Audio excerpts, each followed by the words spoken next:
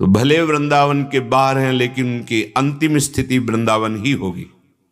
पर जो प्रगट में वृंदावन वास कर रहे हैं, अहो भाग्य, धन्याति धन्य, मानो अब कुछ प्राप्त करना बाकी नहीं रह गया, वृंदावन मिल गया। श्रीपाद कह रहे हैं देहांतावधि, शरीर जब तक चेतना में है तब तक धाम से विलग्न है। ये थोड़ा कठिन विषय है।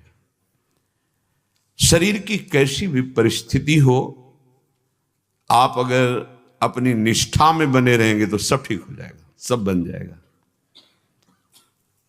प्रत्यक्ष में देखा है कई उपासकों के जीवन में कि अब उनको जाना ही पड़ेगा, कोई दूसरा उपाय नहीं।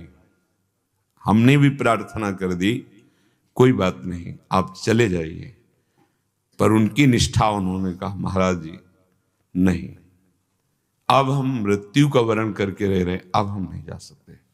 नहीं, वो स्थान सड़ रहा है और वो केवल वहीं जहां ऑपरेशन हुआ है वहीं ठीक हो, नहीं, अब हमें मरना है, पर हम धाम नहीं छोड़ेंगे। सच्ची कह रहे हैं। अपने आप जो मवाद बना हुआ सूख गया, अपने आप ठीक हो गया। वो अपनी मृत्यु समय आने पर गए, वो कारण नहीं बना। लाडली जो हमारी सर्व समर्थ हैं, हमें घबराना नहीं कि कोई परिस्थिति शरीर के आ गई तो हम घबरा जाए, नहीं, ठीक है, बुलावा आया है अगर इसी रूप में, तो हम इसी बात के लिए यहां वास कर रहे हैं कि हम यहां राधा राधा पुकारते हुए शरीर छोड़ें, रज में तड़पते हुए प्यारी जू की स्मृति में, प्यारी जू की चरण रज में, और हमारा अंतिम विश्राम स्थल हो गया। धैर्य रखना पड़ेगा, इसमें बहुत धैर्य की, बड़ी विचलता की परिस्थितियां आती हैं, बड़ी विचलता की। देहांतावधि, मुझे मरना है, हमें नहीं चाहिए दवा, नहीं चाहिए सुविधा, जिनके लिए जीवन अर्पित किया है अब कलंक नहीं लगने देंगे, अब उन्हीं के लिए, ये उन्हीं के बल से, अपना बल नहीं, उन्हीं के बल से। अनंत ब्रह्मांडों के स्वामी उनके अधीन हैं, हमें चिंता नहीं करनी। जब हम ये देख लेते हैं कि अरे यहां कोई सुविधा देने वाला नहीं, घर में तो सुविधा है, फिर चूक हो जाएगी। इसीलिए इस मार्ग में चलने वाले पथिक को पिछले कदम को पूर्ण रूप से हटा लेना चाहिए, नहीं परिस्थितियां ऐसी आती हैं कि फिर अगला कदम हटाना पड़ता है। सच्चा भगवत मार्ग का पथिक अगला कदम नहीं हटा सकता, चाहे काट दिया जाए।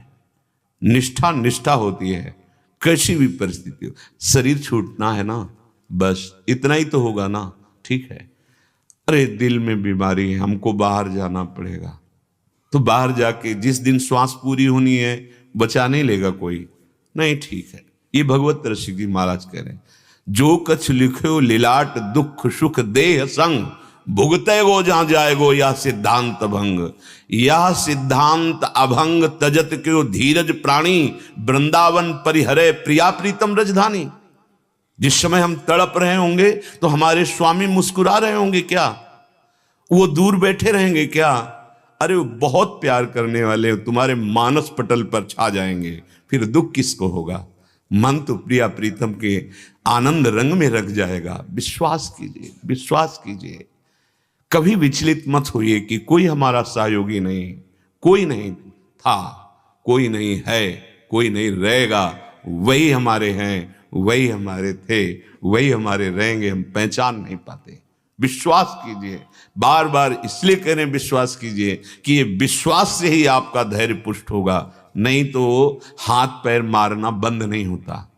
और हाथ पैर मार के भंवर से बच नहीं सकते, और हाथ पैर मारना बंद कर दो, भंवर ही खत्म हो जाएगी। ये ऐसा मार्ग, विश्वास कीजिए, बिन विश्वास भगति नहीं। सो पुनीत, शरीर भी पवित्र और हृदय भी पवित्र, जिसकी जिह्वा पे नाम सवायाभ्यांतर शुचि, बाहर और भीतर दोनों जगह से पावन हो जाता है, जिसकी जिह्वा पे नाम चल। सोई कुलवंता, जो नाम जप रहा है राधा राधा राधा, हो बत स्वपच तो गरीयान यज्ञाग्ञे वर्तते नाम तुभ्यम, वो स्वपच भी सबसे श्रेष्ठ है जिसकी जिह्वा पे नाम चल रहा है। सोई कुलवंता जाको निशिवास रही, राधा नाम चिंता। रात दिन चिंतन हो रहा है राधा नाम का, और एक ही चिंता है कहीं नाम छूट न जाए। तद स्मरणेन परम व्याकुलतेति, धन्य हो गया, धन्य हो गया जिसके हृदय में राधा नाम की चिंता है कि कहीं मेरा ये परम धन राधा नाम आधार विस्मरण न हो जाए, छूट न जाए।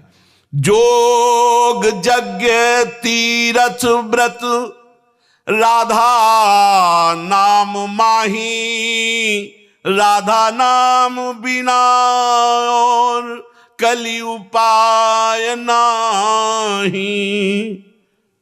चाहे जितना और कुछ कर लो, कलिकाल है, सिद्धावस्था नहीं प्राप्त हो सकती।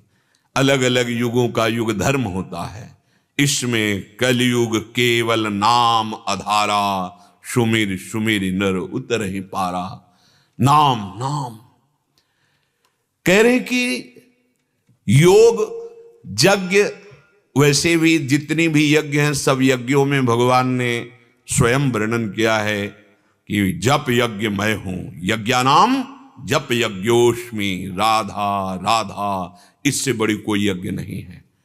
ये बहुत बड़ी यज्ञ है, पर ये हाँ इसमें तुम्हारी प्रारंभ में प्रशंसा नहीं होगी, बाहर यज्ञ में तो प्रशंसा होगी। अब ये जो सबसे श्रेष्ठ यज्ञ बताई गई, यज्ञानाम जप यज्ञोष्मि, ये आगे चलकर बिस्तरे सब जग विमल की रति साधु संगति नाटरे, जब आप निर्विकार स्थिति में हो जाएंगे तब आपको वो बुलाना नहीं पड़ेगा, जनाना नहीं पड़ेगा, आप खुद जान जाएंगे सब आराध्य देव है। फिर सबसे प्यार मिलने लगेगा, क्योंकि सब में मेरा प्यारा ही बसा हुआ है।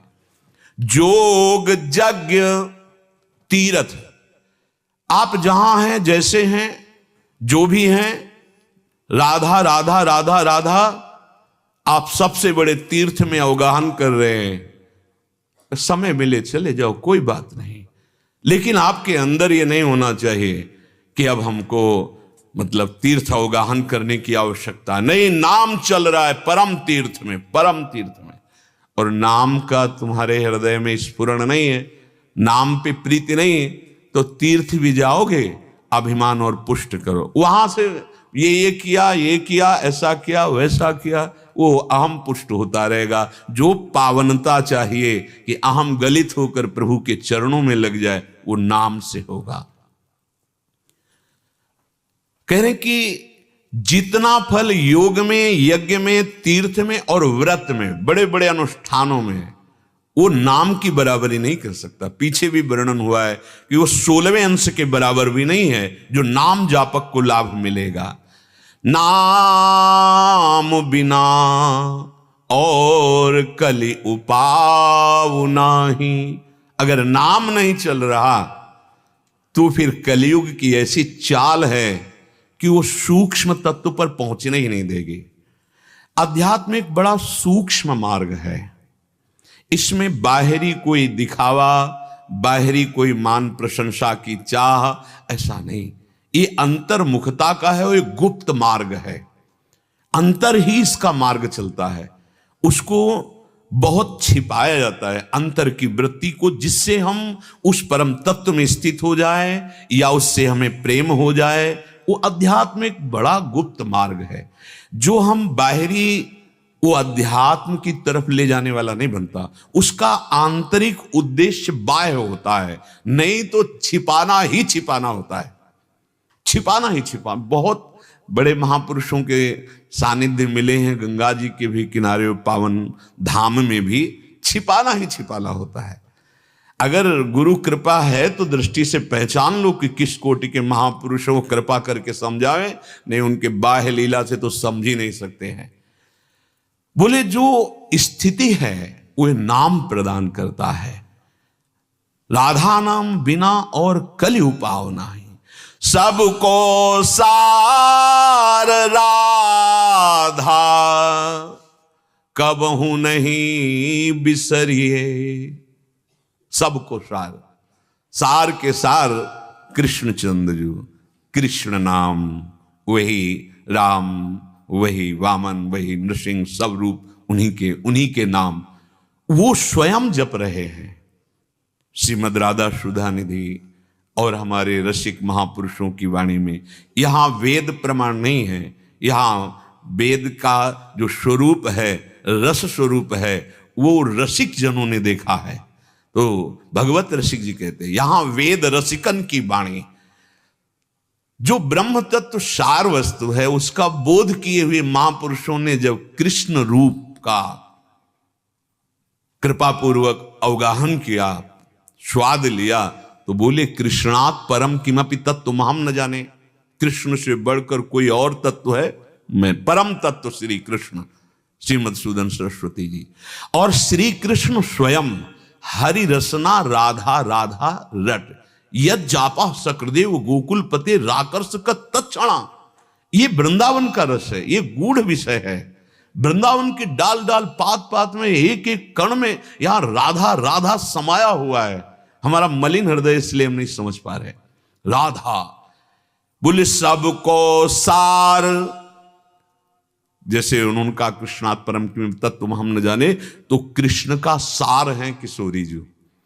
कृष्ण का जो प्रेम स्वरूप है, जो उनके हृदय का आह्लाद है, वो जब रूप धारण किया तो राधा रूप हुआ।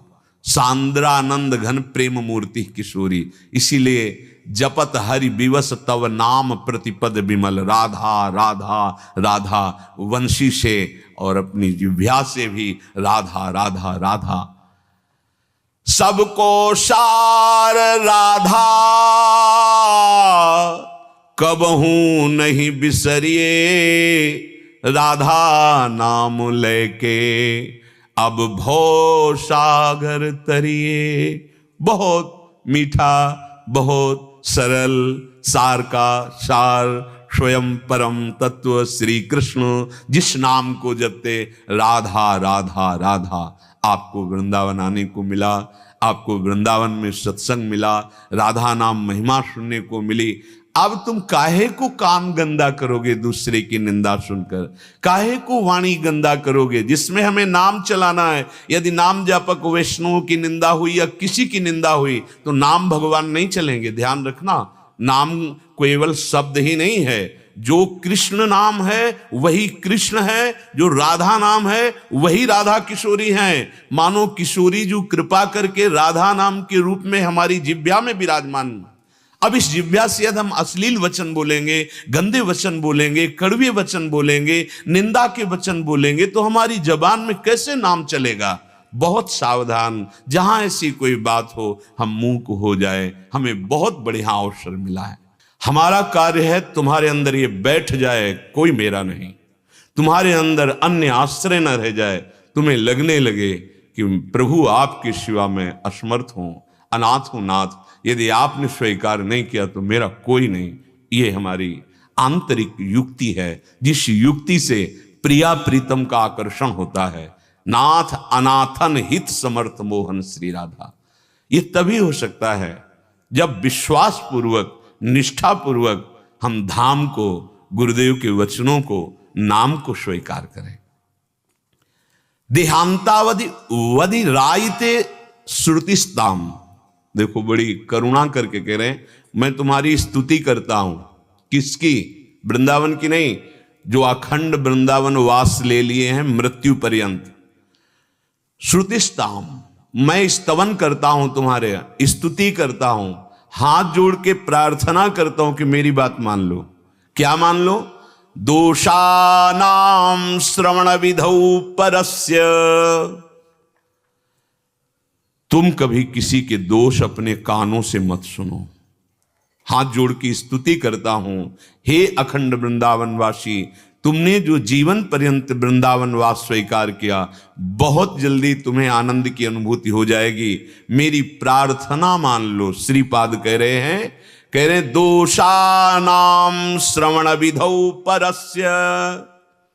दूसरे के दोष की बात कान से सुनना बंद कर दो, धाम की रहनी में आ जाओ। ज्यादा व्यवहार करना, ज्यादा लोगों से मिलना जुलना, भगवत भाव अगर नहीं बना है तो फंस जाओगे। इसीलिए सिद्धांत लागू कर दिया जाता है कि आप इस नियम के अनुसार चलें, आप मिलने, क्योंकि आप अभी जित संग दोषा नहीं हुए। कोई भी विषय, कोई भी व्यक्ति, कोई भी घटना, कोई भी परिस्थिति आपके चित्त को फंसा लेगी। नहीं नहीं, आपको इस सीमा में रहना है। और सीमा में रहते रहते जब परिपक्व हो गए तो आप पूरे विश्व में तुम्हें कोई नहीं फंसा सकता। जित संग दोषा विषयान ग्रहणंत मुंचंत हुआ, कैसी महिमा है। वो विषयों के बीच में रहते हुए भी निर्विषय रहता है। अभी एकांत में रहते हुए विषयों से हटके भी विषय चिंतन होता है। बहुत कमजोर स्थिति है। पर निंदा के केते आवत नहीं कछु हाथ, मूर्ख पर्वत पाप को ले चल अपने साथ। जो कथन करते हैं और श्रवण करते हैं दूसरे के दोषों का, दोनों एक ही अपराध माना जाता है। जैसे लीला गायन और श्रवण दोनों का एक ही फल है, एक ही फल है। गावत श्रवणन सुनत सुखाकर विश्व दुरित दवनी। प्रियालाल की लीला का गायन करना और लीला श्रवण करना दोनों बराबर फल प्रदान करते हैं। ऐसे ही पर निंदा करना और पर निंदा सुनना दोनों बराबर फल प्रदान करते हैं। क्या फल? पाप की गठरी। क्यों? आपका लक्ष्य वृंदावन वास करके प्रिया प्रीतम से मिलना है, तो क्यों किसी की निंदा सुनो? अगर कोई निंदा कर रहा है, राधा राधा राधा राधा, कान में अंगुली डाला, ऐसा आदेश है। संत शंभु श्रीपद अपवादा, कही सुनीत अस मर्यादा। काटी जीभ तासु जो बसाई, श्रवण मूंद नत चले पर आई। भगवान की निंदा, भक्तों की निंदा, संतों की निंदा, भक्ति की निंदा आदि आदि जो कर रहे हैं, तो बोले मर्यादा है ऐसी, या तो उसकी जबान बंद करो और या कान में उंगली डालो, चल दो। भक्त का स्वभाव लड़ना झगड़ना नहीं है। हमें उसके प्रति कोई व्यवहार नहीं करना कटु ना प्रिय, हमें उदासीन हो जाना है। कान में उंगली डाले, राधा राधा राधा चल दिए। बहुत जल्दी आपका भजन बढ़ने लगेगा। ये जो भजन विक्षिप्त होता है ना, तो आप निंदा नहीं करते पर सुन लेते हैं, ये बहुत बड़ी हानि हो जाती है। हम किसी की जब बड़ाई करेंगे तो सावधान रहें, देखना शब्द रपट जाएगा और किसी की निंदा कर बैठेगा। इसीलिए कहा गया, तात सुनो मायाकृत गुण और दोष अनेक, गुण या उभय न देखी, देखी सो अविवेक। हे तात, ये गुण और दोष मायाकृत है। सबसे बड़ा गुण विवेक ये है कि हम किसी के भी गुण दोष की चर्चा न करके भगवान की प्रियालाल की लीलाओं का गायन श्रवण करें, उनकी वार्ता करें। बोधयंता परस्परम, क्यों हम किसी व्यक्ति के गुण दोष का वर्णन करके अपराधी बने? हम अपने मन को मलिन करें, पाप बुद्धि बढ़ाएं।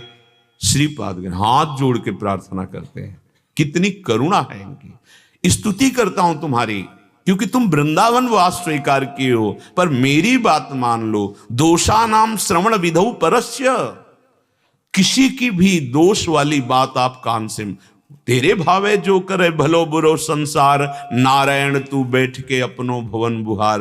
पहली बात तो सब भगवत स्वरूप है, मुझे अपने हृदय में ये प्राप्त करना है। गुण दोष मायाकृत हैं। जैसे कोई बहुत गुण है तो किसके हैं? माया जनित ही तो है। गुणमानी संसार और सकल गुण प्रीति बिनु, भगवत प्रेम नहीं तो उन गुणों को क्या करेंगे लेके? तो हमें न किसी के गुण की तरफ देखना है, न किसी की दोष की तरफ देखना है। क्यों? गुण वर्णन करने में कोई दोष नहीं है, लेकिन जहां हम किसी एक के गुण वर्णन करेंगे तो जिह्वा फिसल कर उदाहरण में चली जाएगी और वो दोष वर्णन कर दे ही देगी दूसरे का। बस हम चूक कर बैठे और फिर आप देखना भजन में विक्षेप पड़ने लगेगा, आप समझ नहीं पाएंगे, अरुचि होने लगेगी।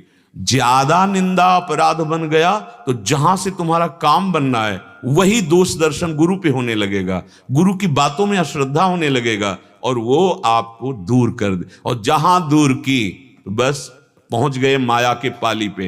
अब वो रौंदेगी क्योंकि बचाने वाला कोई नहीं। माया का दलदल, मोह कलिल, ये ऐसा व्याप्त हो जाएगा, निकलना मुश्किल है। इसीलिए वो हाथ जोड़ के कह रहे हैं, सोचो इतने बड़े महापुरुष कि तुम्हें लाडली जी ने कृपा करके वृंदावन वास दिया। हे भाई, मैं तुम्हारी स्तुति करता हूं कि तुम्हारे बड़े भाग्य हो गए। अब तुम अपनी श्रवणेंद्री को बचाओ दूसरों के दोष सुनने से। परस्य जिह्वा मूकास्ताम भणितिषु। जब दूसरे की निंदा करने की अंदर वेग आता है, अरे वो उसी समय तुम मूक हो जाओ, मौन धारण कर लो, मत बोलो। परस्य जिह्वा मूकास्ताम भणितिषु। जब तुम्हारी जिह्वा बोलने के लिए तैयार हो, दूसरे की निंदा करने के लिए, मौन धारण, दांत से दांत दबाकर जवान को अंदर, नहीं, वेग को सह जाओ, नहीं तो ये बुद्धि को भ्रष्ट कर देगा। भक्त निंदा अति बुरी भूल करे, जिनको के सुकृत बहुजन्म के क्षण में डाल। फिर बहिर्मुख होकर घूमता रहता है, अंतर्मुखता आ ही नहीं सकती। और फिर आप खुला निंदा वर्णन करो तो सोचो आपको कैसा परिणाम मिलेगा। भजन में ही नहीं रुचि। जैसे आंख में जरा सा भी कण बर्दाश्त नहीं होता, ऐसे पवित्र हृदय में थोड़ी सी चूक पहाड़ जैसी दिखाई देती। अरे गलती हो गई, गलती हो गई। कहां कह रहे मौसम कौन, कुटिल खलकामी कौन, जिनके सामने प्रभु विराजमान है, दिव्य लीलाएं जिनके नेत्रों में चल रही, महासागर लीलाओं का जिन्होंने रचना किया, वो श्री सूरदास जी महाराज। और हम पहाड़ जैसे अपराध करके भी मुस्कुरा रहे हैं, क्योंकि मलिन हृदय है, गलती नहीं होने पावे। मूक हो जाओ, मौन हो जाओ। जब किसी की निंदा करने की बात आवे, मौन हो, नहीं बोलना, हट जाओ वहां से, अपने को बचा लो। प्रायः साधक शारीरिक अपराध विशेष सावधान रहता है कि ना हो, वाणी से अपराध बन जाता है, श्रवणेंद्रिय से अपराध बन जाता है। इसलिए श्रीपाद यहां कह रहे हैं, हाथ जोड़कर तुमसे प्रार्थना है। मानो आप गंदे आचरण नहीं करते पक्का, क्योंकि साधक हो।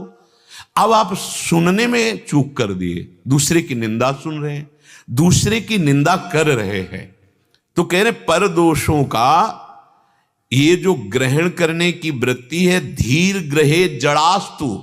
तुम्हारी बुद्धि जो जड़ता को प्राप्त हो गई है कि दूसरे के गुण दोष का वो दर्शन कर रही है, वर्णन करा रही है, श्रवण करा रही है, छोड़ दो।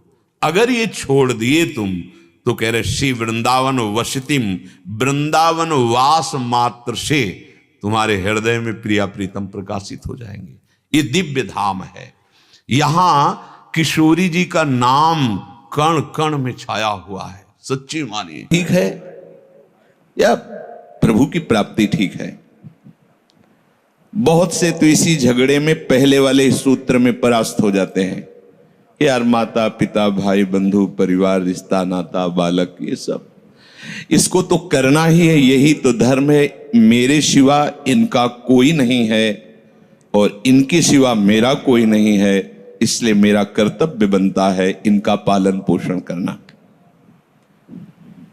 उपासक पहले ही निश्चय में गिर जाता है। जो सत्संग नहीं किए वो, जैसे ये प्रश्न भी सत्संग में ही उठता है। जब हम सत्संग में भगवत प्राप्ति की बात या शास्त्र स्वाध्याय से, संतों की वाणी से जब हम ये निश्चय करने के लिए तैयार होते हैं, पहले तो निश्चय करने की ही वृत्ति नहीं आती, पर जब हम तैयार होते तो हमारे सामने दो दिखाई देते। एक तो संसार, शरीर, शरीर संबंधी भोग, शरीर संबंधी रिश्ते नाते, तो इनका कर्तव्य करना ये ठीक है या भजन करके भगवत प्राप्ति करना ठीक है? तो बहुत से इसी में गिर जाते हैं। अपने को बहुत विद्वान समझते हैं, बड़े नजदीक हैं और हैं विद्वान, शास्त्र का ज्ञान है, पूरा ब्रह्मणत्व से चलते हैं अब भी, पर परमार्थ का ज्ञान नहीं है। शास्त्र का ज्ञान है, आपको उत्तर दे सकते हैं। जब उनसे कहा कि भाई भजन करने का समय है, कर लो नहीं तो पछताओगे, तो उनके मुख से निकला कि प्रारब्ध में होगा तो भगवत प्राप्ति हो जाएगी, भजन हो जाएगा। अब तो हम तुरंत जवाब दिया, ये कोई कर्म फल है भगवत प्राप्ति? प्रारब्ध क्या है? तुम्हारे किए हुए शुभ अशुभ कर्म। वही फल देने के लिए तैयार है। भगवत प्राप्ति न शुभ से होती न अशुभ से, दोनों का नाश करके जो निष्काम हो जाता है, निश्चल बुद्धि प्रभु में स्थापित कर देता है, वही भगवत प्राप्ति। और उसके लिए मनुष्य जन्म मिला है। भगवत प्राप्ति भाग्य या प्रारब्ध के अधीन नहीं है। जो ऐसा सोचते हैं सो परत्र दुख पावई, सिर धुनि धुनि पछताए, काल ही कर्म ही ईश्वर ही मिथ्या दोष लगाए। शरीर का स्वस्थ रहना या अस्वस्थ हो जाना, प्रतिकूलता अनुकूलता मिलना, लाभ हानि मिलना, ये सब भाग्य से है। सुनो भरत भावी प्रबल बिलख कहो मुनिनाथ, हानि लाभ जीवन मरण जस अपजस ये विधियात, ये विधान के हाथ है प्रारब्ध के। भगवत प्राप्ति नहीं, भजन नहीं, सच्चिदानंद प्रभु की प्राप्ति अगर भाग्य से होने में लगी तो फिर मनुष्य जीवन की सार्थकता क्या रही। हमें भाग्य निर्माण करना है। ये जो हमारा जन्म हुआ ये भाग्य के अधीन नहीं है, ये नवीन भाग्य निर्माण करने के लिए है। नहीं तो आदेश ही नहीं देते भगवान। पशुओं को आदेश नहीं दिया जाता क्योंकि वो भाग्य के अधीन है।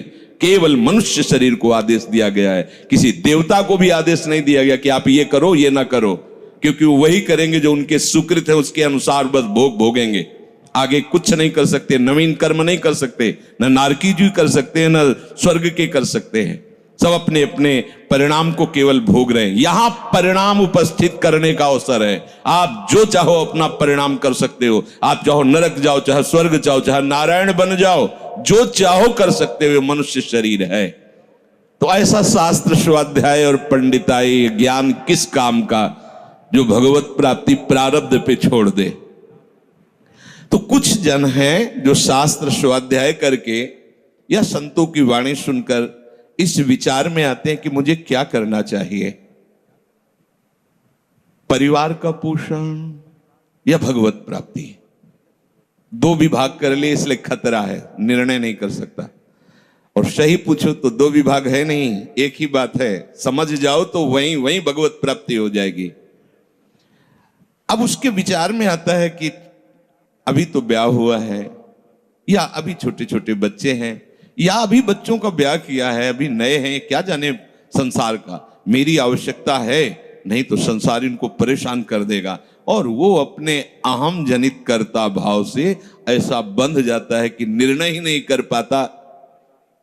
समझो रे भाई लोगो, समझो रे दीवाना, अरे हिया नहीं रहना, करना अंत पयाना। श्री चरणदास जी कह रहे हैं, ए भाई समझो, जिस कर्तव्य को तुम विसार करके झूठे भाव को कर्तव्य मान रहे हो, अरे माया के दीवाने, अरे हिया नहीं रहना, करना अंत पयाना। यहां से जाना है, यहां से जाना है। ये भूल जाते हैं। माया की ऐसी भूल भुलैया है कि हमें शरीर में राग और शरीर संबंधियों के राग में सुख मिलने लगता है और लगता है कि मैं अविनाशी हूं। वैसे मैं तो अविनाशी ही है, पर विनाशी को लेकर मैं ये भूल कर बैठता है। और जिसको पकड़ा है वो सब विनाशी, सब विनाशी। गो गोचर जहां लग मन जाई, सो सब माया जानो भाई। दुनिया में लाखों का मेला जुड़ा, हंसा जब जब उड़ा तो अकेला उड़ा। समझो, ये माया की चाल है जो तुम्हें समझने नहीं दे रही। अरे भाई समझो, समझो, अरे माया के दीवानों, यहां से हमें जाना है, जाना है। कुछ साथ नहीं ले जाना है, कोई साथ नहीं जाएगा। बस तुम फंस गए हो मोह दलदल में। ये कुटुंब का मोह ऐसा मोह है कि कैसे तुम्हें बताएं। याद ही नहीं आती कि मुझे जाना है, याद ही नहीं आता कि सब छूटना है। ये समझ में नहीं आता कि मैं आया किस लिए। बड़ी विचित्र भूल भुलैया है। मोह कुटुंब के अवसर खोयो। दो बातें आती हैं, परिवार का पालन पोषण, ये धर्म पालन करूं, या हरि का भजन करके भगवत प्राप्ति करूं। तो बोले मोह कुटुंब के अवसर खोयो।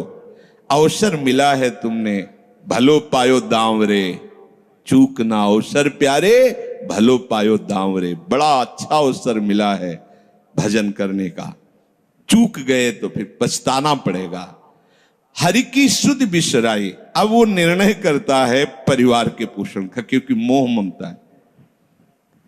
पीछे का, हर बार सत्संग में कहते हैं कि पीछे का रास्ता एकदम बंद हो जाना चाहिए, कि आगे कोई भयावह स्थिति आवे तो लौटने का रास्ता नहीं रहना चाहिए। उपासक को पीछे का मार्ग बंद कर देना चाहिए।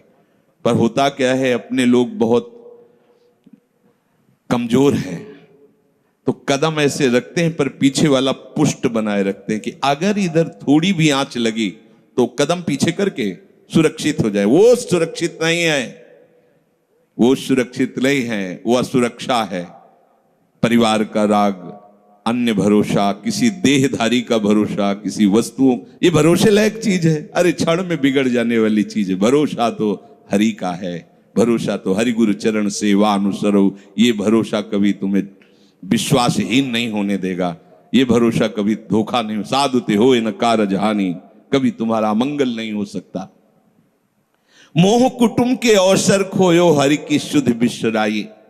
अब दिन तो बैल की तरह काम करने में व्यतीत हो रहा है, और रात्रि नींद और भोग में समाप्त हो रही है। आठों पहर की 60 घड़ियां बेकार में इसने व्यतीत कर दी। एक क्षण भी शांति से बैठकर विचार नहीं किया कि मेरा जन्म किस लिए हुआ है, मैं क्या कर रहा हूं, और अपना कुशल चाहता है। एक छिन हरि को नाम लीनो, कुशल कहां ते हुई, तब लग कुशलन जीव को सपने हो मन विश्राम।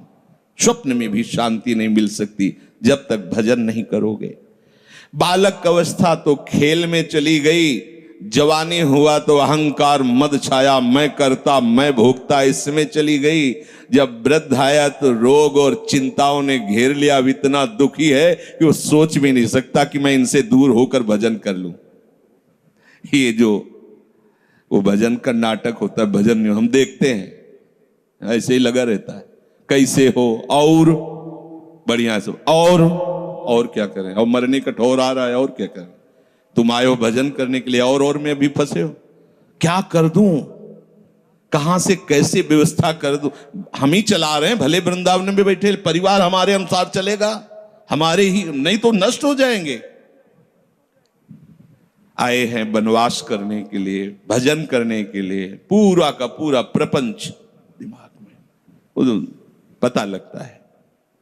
वृद्ध भय चिंताति उपजी, दुख में कछु न सुहाता। अरे भूल क्यों रहे हो, चेतो। साधु चेताता है जगत को, चेतो। काल रूपी शिकारी धनुष पर विष का बाण चढ़ा चुका है, तुम ठीक निशाने पे हो, होश में हो जाओ। अगर अब कोई तुम्हें निशाने से बचा सकता है तो काल का भी महाकाल हरि बचा सकता है, दूसरा कोई नहीं। आए अचानक बांधे, यम के दूत आकर अचानक बंधन में डाल करके ले जाते हैं। अब वो निर्णय कर रहे हैं, झूठे जग से नेह छोड़कर साचो हरिनाम उचारो। चरणदास सुखदेव कहते हैं अपना भला विचारो, इसी में अपना भला है। तो क्या करें, घर परिवार छोड़कर तुम्हारी तरह बाबा जी बन जाए? बाबा जी बनने से भगवत प्राप्ति नहीं होती। अगर आप बाबा जी बाहरी बात को ले रहे हैं तो उसको समझ लीजिए, बाबा जी बनने से भगवत प्राप्ति नहीं होती, प्रभु के होने से भगवत प्राप्ति होती है। वो आप चाहे गृहस्थ वेश में रहकर बनो या आप विरक्त वेश, 2 मार्ग शास्त्रों ने स्थापित किए हैं, वो प्रभु के लिए। अगर वेश बदल लिया है और परिवार का राग है, भोगों का राग है, संसार की सत्यता का भान हो रहा है कि सब सत्य है, कोई फर्क नहीं पड़ता। वेश परिवर्तन से कोई फर्क नहीं पड़ता। गधे की पीठ में चाहे मिट्टी ला दो, चाहे कबाड़ ला दो, चाहे बेद ला दो, उसको बाहर से मतलब है। शरीर में चाहे लाल कपड़ा पहनो, चाहे सफेद पहनो, चाहे काला पहनो, चाहे नीला पहनो, चाहे पीला पहनो, ये तो वस्त्र है। आपका उद्देश्य क्या हुआ, आपका अपनापन कहां गया, ये खास बात है। कहीं ऐसा नहीं लिखा कि बाबा जी बनने से वो मोक्ष पद प्राप्त, नहीं। जहां संत की बात आएगी वहां लक्षण होंगे, जहां भगवत प्राप्ति की बात आएगी वहां मन का प्रभु में तन्मयता होना, प्रभु में डूबना, प्रभु के चिंतन में मगन होना होगा। वो चाहे गृहस्थ हो चाहे विरक्त हो, दोनों के। एक है कि संसार का व्यवहार पसंद नहीं तो वो निवृत्ति मार्ग का पथिक बन गया, और एक है कि संसार के व्यवहार को भगवत स्वरूप समझकर, भगवत अर्पित करते हुए अपने को प्रभु का मानकर, प्रभु को अपना मानकर चल रहा है, ठीक वैसे ही भगवत प्राप्ति उसको भी होगी। हम लोग जब सत्संग में बात सुनते हैं तो निर्णय करने के लिए हमारा ही हृदय होता है। अब लगा कि नहीं ठीक है, भजन तो करना है, पर हम ऐसा नहीं है कि कर्तव्य के लिए रुक रहे, पर कुछ समय अब हम लेंगे, फटाफट सब निपटा के। तो तुमसे भी चतुर काल है, वो उतने ही समय में तुम्हें निपटा देगा। बहुत चतुर है। हमने बहुत से लोगों के मुझ से सुना है कि बस ये काम हो जाए हम आए, आज तक वो लौट के नहीं आ पाए, क्योंकि वो गली ऐसी है, क्या है, बहुत दलदल है आगे। जो गया ना मोह कलिल में डूबा, अब निकल पाना बड़ा मुश्किल है। सत्संग में इतना सामर्थ्य है कि अभी आप सुन रहे हो, अभी आपको ऐसे सब ऐसे लगेगा, ऐसे ऐसे निकल जाएंगे, और गेट के बाहर होइएगा, वो हवा लगने दीजिए, तब लगे कैसे निकले। ऐसी प्रचंड माया है। इसीलिए तन ही राख सत्संग में तो मन ही प्रेम रस भेयो, तब मन प्रेम रस में बराबर सत्संग होता रहे, बराबर साधु संग मिले। घड़ी दोय में मेला बिछुरे, अरे साधु देखी तमाशा चलना, जो ही आकर ही वे इकट्ठे, 300 बहुरी न कबहू मिलना। ऐ साधु, ये तमाशा है, तमाशा बस 2 घड़ी का तमाशा है। यहां जितने इकट्ठे हुए हो ये सब मिल नहीं सकते। माता पिता भाई बंधु सब बिछुरते चले जा रहे हैं। जो ही आकर सब इकट्ठे मिले हो, ये कभी इकट्ठे नहीं रह सकते। ये कुछ समय का है। संतों ने इसे 2 घड़ी का ऐसे ऐसे व्यतीत हुआ। हम लोग परिवार को अपना मैं मानकर, मेरा मानकर के जो पोषित कर रहे हैं, वो कुछ समय के लिए है। जैसे नाव नदी के ऊपर बाट बटाऊ आए, मिल मिल जुदे होए पल माही, आप आप को जावे। जैसे नदी पार करने के लिए 50 लोग इकट्ठे हुए नाव में बैठे, नाव किनारे पहुंचे, सब अपने अपने मार्ग को चले जाते हैं, कोई किसी का साथ नहीं देता है। ऐसे ही मृत्यु का समय आया, चला, आप कितना भी प्यार करो, वो लौट के आपसे पूछने के लिए नहीं आएगा आप कैसे हो, या आपने कितना भी सबके लिए किया है, मोह से युक्त होकर अपना जीवन, विशेष जीवन आपने दे दिया, लेकिन आपकी क्या दुर्गति होगी किसी को कोई परवाह नहीं है। फूंक ताप के 10-5 दिन में वो जो दिन क्रिया हुई, इसके बाद सब मौज मस्ती में होते हैं। कोई तुम्हारा चिंतन, कोई तुम्हारा नाम नहीं लेगा, कोई तुम्हारे लिए आंसू नहीं बहाएगा। वो अगर कोई रोता है तो हमने सुना है कैसे रोता है। आज तक हमने जो कहा वही इन्होंने पूरा किया, मतलब अपनी कामनाओं की पूर्ति के लिए रोता है। अब कौन हमारी बात सुनेगा। तुम कितना हमें चाहते थे, कोई नहीं उतना चाहता। क्या कह के रो रहा है, क्या कह के रो रहा है, अपनी कामनाओं की, स्वार्थ की पूर्ति के लिए रो रहा है, तुम्हारे लिए नहीं रो रहा वो। या बारी बिच फूल घनेरे, रंग सुगंध सुहावे, लागे खिले फेरी कुम्हलावे, झरे टूट बिन शावे। ये भगवान का बगीचा है संसार। रंग बिरंगे फूल हैं, कुछ तो कली ही मुरझाकर नष्ट हो जाती है, कुछ फूल खिलकर नष्ट हो जाते हैं, कुछ में ऐसी सुगंध आती, थोड़ा सुगंध फैलती, वो भी नष्ट हो जाते हैं। ये बगीचा केवल देखने में सुहावना लगता है बड़ा भयावना।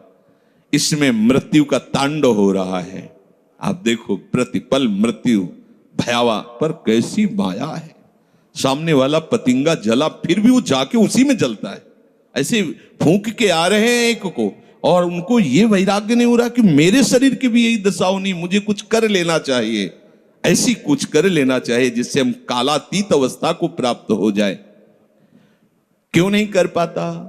दारा सुत संपत्ति को सुख, ज्यों मोती ओस बिलावे, यहाँ ही मिले और यहाँ ही नासे, ता क्यों पछतावे।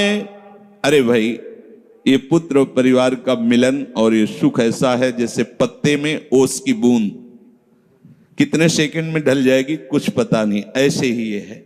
बड़े हर्षित हो रहे हैं, बाजे बजवा रहे हैं, बहुत दिनों बाद लड़का हुआ है, फूले नहीं समा रहे, और काल की अवधि बहुत अलू खत्म। अब वो बूंद जो है पत्ते में गिर गई। अब किस बात को लेकर यहां खुशी मनाई जाए, किस बात को लेकर हम यहां गर्व करें? बहुत सावधानी की जरूरत है। जो यहां मिला वो यहीं छूट जाएगा। आप जब जाओगे तो आपके साथ हरि भजन वो किया नहीं, आपके साथ ही हरि उनको माना नहीं, क्या करो? दय कछु लय कछु करिले करनी, रहनी गहनी भारी, हरि सोने लगाओ आपनो, ये ही तेरे हितकारी। कुछ दे दे, क्या? सबको सुख देने की भावना, सब में प्रभु की भावना। जो भी तुम्हारे पास मन वचन कर्म से प्राप्त हुआ है वो सबको सुख देने के लिए है, सब में प्रभु है। ये बात समझ में नहीं आएगी, सबको क्यों सुख दें? क्योंकि सुख मिलना है। आप सिद्धांत समझो, आप सबके सुखों को खींच करके उनको दुख देकर सुखी होना चाहते हो तो वो दुख लौटकर बड़ा भारी रूप रख करके आपको भोगना पड़ेगा। आप दूसरे को सुख दिए तो सुख लौट के बड़ा भारी सुख आपको देगा। ये सिद्धांत समझो ना, पर समझ ठीक है नहीं। तो हम दूसरे को दुख दे करके अपने को सुखी मानना चाहते तो वो दुख बहुत बड़ा रूप रख के आता है और हम दुखी हो जाते हैं। नहीं, आज तक तो सब लोग सुख के लिए ही कर रहे हो तो सुखी हो जाना चाहिए, मतलब गलत है, कहीं ना कहीं सिद्धांत गलत है। सत्संगति को लाभ बड़ो है, साधु भक्त समझावे, चरण दास ही राम सुमिर ले, गुरु सुखदेव बतावे। चरणदास जी कह रहे तुम्हारा परम हितकारी हरि है, उसी से नेह लगा लो, सदगुरु के वचनों पर विश्वास करो, प्रभु के नाम का निरंतर रटन करो। अब ये बात हमारी समझ में आई सत्संग के द्वारा कि हमारे जीवन के जो दो उद्देश्य बन रहे थे कि एक तो क्या करें, परिवार का पोषण करें या हरि भजन करें। तो दो भाव जो बने थे उनको तो मिटार दो, दो है ही नहीं। घर गृहस्थी में जो है बिल्कुल उसे बंधनकारी मत समझो, प्रभु का सब कुछ मानकर नाम सुमिरन करते हुए जो सेवा करो। अरे बड़ा आनंद आता है। आपको लगता है कि बैठकर भजन होता है, बिल्कुल ये मन की चाल है, नहीं होता। मन को भजन में नहीं लगाओगे तो चाहे पड़े रहो चाहे बैठे रहो, भजन नहीं होने वाला। और अगर भजन में लगाओगे तो फावड़ा चलाते हुए भजन होगा। जब नाम का अभ्यास करना था तो नई अवस्था थी तो गुरुजन हर समय सेवा में लगाए रहते थे। बड़ी बड़ी पत्थर की शिलियां आश्रम में थी, उठा उठा कर उनको जमा कर खोद के बराबर करना, तुलसी का बगीचा लगाना, गेंदे का बगीचा लगाना, और वृक्षों को हैंड पैप से भर भर के पानी 100 बाल्टी खूब सींचना खूब, और उसमें भी नाम स्मरण करना। और जो पूर्व सदगुरुदेव भगवान थे बड़े ही बाहरी कठोर नियम वाले, और उस समय नाम का अभ्यास उसी समय करवाया गुरुदेव भगवान ने। ऐसे नाम पूरे में सोने लगाना, गुरुदेव भगवान की कृपा से ये समझ में आया। तो हमें लगता है कि कोई भी काम करते हुए भजन हो सकता है, कोई भी। अरे जब युद्ध हो सकता है तो और क्या बात है। अब बोलो आपका निर्णय कि मैं परमार्थ